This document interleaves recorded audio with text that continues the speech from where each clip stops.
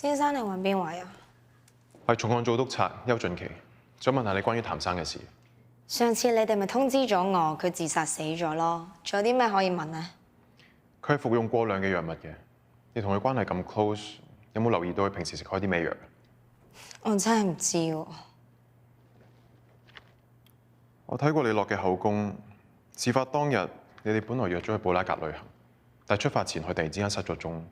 點解你唔報警？好似一啲都唔關心佢咁嘅。你都識講啦，佢而家玩失蹤啊！我唔關心佢，佢有冇關心過我啊？喂，佢老婆都死咗咁耐啦，中一提夜提，佢咁中意佢老婆，可能佢一早就想落去陪佢啦。而家咪得償所願咯。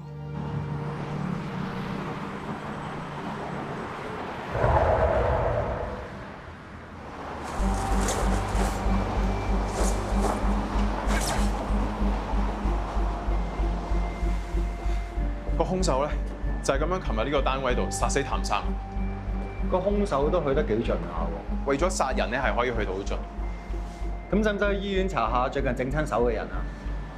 我唔夠蒲先搞成咁嘅。不過兇手咧就唔同，佢係一個空中瑜伽導師。你係講譚生個小三 Nancy？事發當日咧，譚生本來係約咗 Nancy 嘅，就算佢幾唔關心都好，都冇理由一啲反應都冇。咁所以唯一嘅解釋就係 Nancy 心虛，佢覺得譚生仍然掛住 Carol， 恩愛成恨。仲有一點，譚生嘅保險受益人就係 Nancy。手法同埋動機都齊，出咗 warrant 通緝 Nancy。Yes sir。唔關瑜伽事，兇手唔係 Nancy。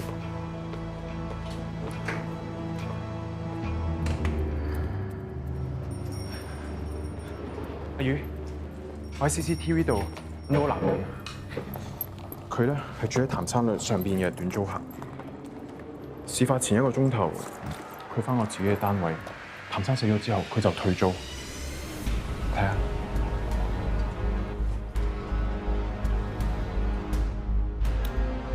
兇手男性，身高6尺，體重150磅，運動員體格。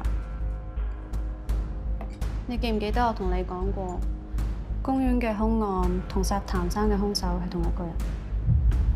阿克身高5尺7寸，從入刀角度判斷，兇手係正手握刀捅向死者腹部。從刀傷位置判斷，兇手身高係6尺左右。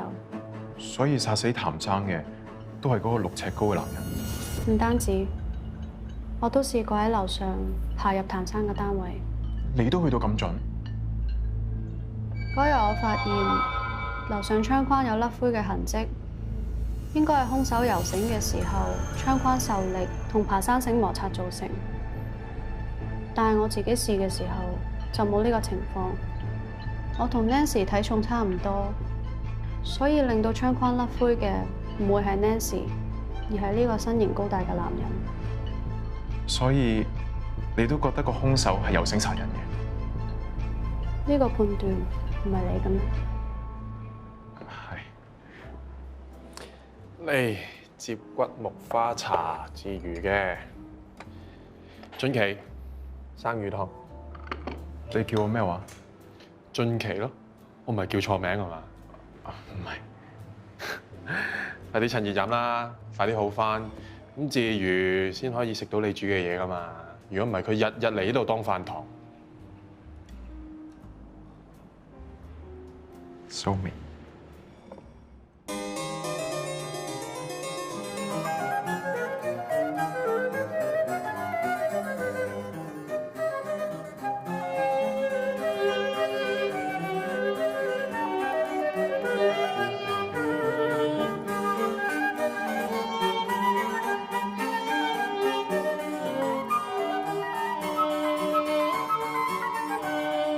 冇人話蘇眉只可以得一個嘅。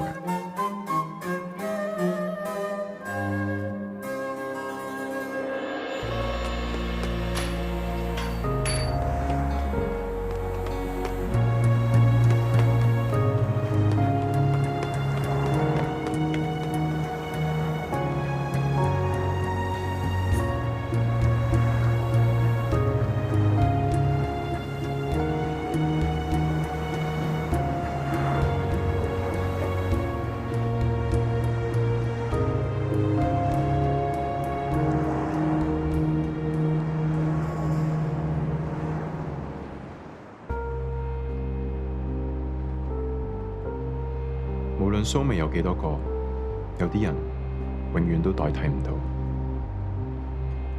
估唔到殺人都可以咁平和。殺人？兩個兇案現場嘅 energy 都係兇手留低，好平和。你意思係你可以代入去兇手度？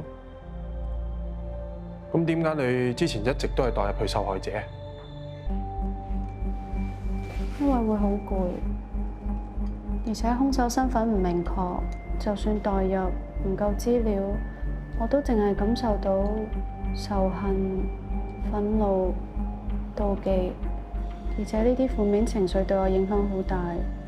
我試過代入一個兇手，病咗1個星期，但係對查案完全冇幫助。不過今次例外。咁個兇手都幾特別啦。你估佢會唔會因為飲咗花茶之後舒舒服服咁先去殺人啊？兇手會發出咁平和嘅 energy，係因為呢樣嘢。你明唔明白？鼠尾草嘛，我花園都有。喺譚生嘅屍體同公園嘅死者身上都有。由於阿克被殺現場係一片草叢，當時冇人留意到。後來我經過對比，發現草叢周圍根本冇鼠尾草，死者身上嘅鼠尾草灰係兇手刻意留低。連環殺手通常會留低 signature， 喺現場留低記號，有啲係想挑釁，有啲係想發放某種 message。你覺得鼠尾草係想表達啲咩啊？對我嚟講，佢係一種香料咯，我煮嘢食會用到。燒乾咗嘅鼠尾草有其他作用。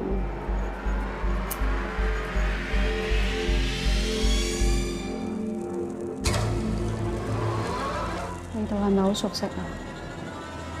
你身上都有。咁梗係有啦，我之前有點過啊嘛。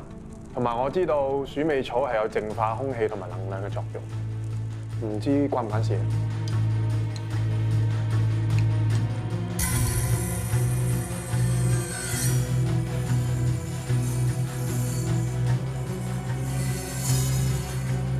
兇手可能係想淨化呢個世界。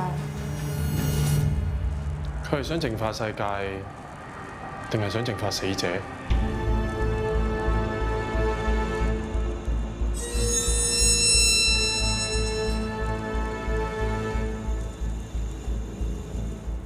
兇手覺得譚生需要被淨化，因為係佢殺死 Carol。所以兇手覺得呢個社會係需要淨化。